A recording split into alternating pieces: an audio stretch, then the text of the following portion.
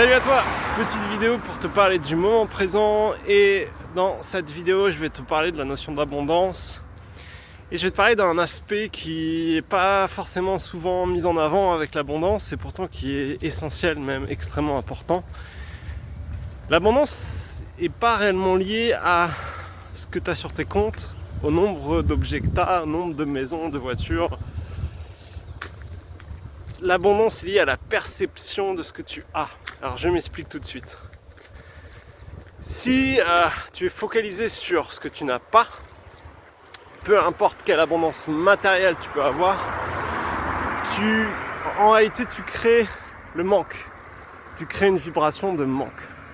Ça ne veut pas dire qu'il y a des choses qu'on n'a pas envie d'obtenir. Ça veut juste dire qu'à un certain niveau, avoir conscience que l'abondance est plus liée à un état d'esprit qu'à ce qu'on a réellement peut transformer complètement ta vie. Si tu es continuellement focalisé sur ce que tu n'as pas, tu vas créer des schémas répétitifs de vouloir, et à chaque fois que tu obtiendras quelque chose, et tu peux obtenir plein de choses, tu resteras dans cet état de manque. C'est un état intérieur, ça n'a absolument aucun rapport avec ce qu'il peut y avoir dans ta vie, que ce soit matériel, relation, peu importe, ça n'a aucun rapport.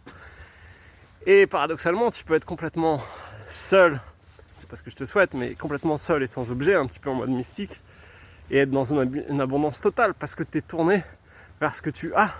Et la première chose qu'on a qui ne quittera jamais, c'est cette conscience, c'est awareness, c'est être ici et maintenant. Alors je suis pas en train de dire qu'il faut se limiter à juste ça. On est dans un monde physique, on est obligé de fonctionner avec des objets, on est obligé de fonctionner avec des envies, on est obligé de fonctionner avec tout ça. Mais en prendre conscience est extrêmement important. Et je te garantis, c'est pas un petit sujet, c'est vraiment un sujet extrêmement important, parce que quand tu es dans le manque, tu ne verras pas ce que tu as déjà. Et tu ne seras pas rempli par ce que tu as déjà, que ce soit matériel et bien sûr non matériel. Quand je parle de cette conscience, du fait d'être awareness, du fait d'être cette présence, en soi c'est quelque chose, de mon point de vue, c'est ce qui remplit le plus, c'est ça qui te donne ta vitalité, c'est la vie que tu es, il n'y a pas plus fort que ça. Et tant que tu n'en as pas conscience, tu vas aller chercher à l'extérieur ce que tu recherches en toi en fait. On cherche tous à l'extérieur ce qui est en nous.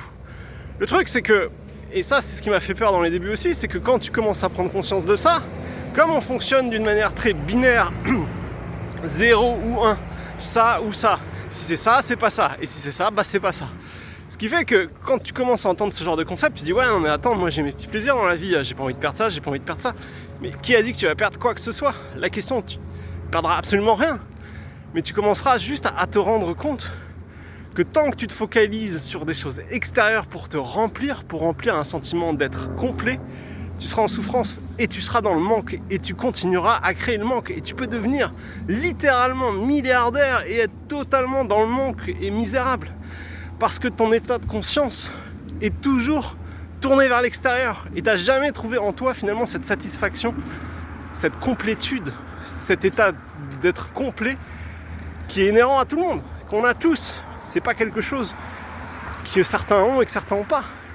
Ceux qui l'ont pas, c'est juste qu'ils ont développé. Et voilà, pour aller un peu plus loin, c'est sûr qu'on est dans une société où, avec les publicités, qui appuient sur cette chose-là. En ayant cet objet-là, tu seras plus comme ça, en ayant ça, tu seras plus comme ça, et ainsi de suite. Et il y a cette notion de boum, je vais switcher en ayant. Et puis c'est une course sans fin. Et à partir du moment où tu es dans la vibration du manque, cette vibration elle s'arrête jamais en fait. Une fois que la vibration du manque est activée, tu continues à l'activer, jusqu'à ce que la vie t'envoie des pots de banane ou des murs ou peu importe, pour que tout d'un coup tu te réveilles et tu te dises oula, il y a un problème. Faut que j'arrête d'être dans l'attente perpétuelle de quelque chose qui n'arrivera jamais. Et là tu retournes ton attention vers l'intérieur de toi. Et à l'intérieur de toi, tu peux trouver cet état de complétude, cet état de bien-être. Mais ça n'empêche pas que tu veux quand même avoir des choses, tu veux créer des choses, tu veux faire des choses. C'est pas, tu te retires pas du monde. On n'est pas ici pour se retirer du monde. Justement, je pense que l'harmonie, c'est d'être dans cet état de complétude et de créer et de faire des choses qu'on aime, mais pas d'être dans un état de manque. Et si en regardant cette vidéo, Tu ressens qu'il y a cette vibration en toi, tu sens qu'il y a plein de choses que tu veux, que ça soit partenaire, que ça soit relation amicale, que ça soit objet physique, que ça soit argent, que ça soit poste, promotion, peu importe. Je suis pas en train de dire qu'il faut pas vouloir les avoir, je suis juste en train de dire que si tu dérives ton identité, si tu es totalement dans cette vibration de manque par rapport à ces choses-là, même si tu les as, tu seras toujours dans le manque.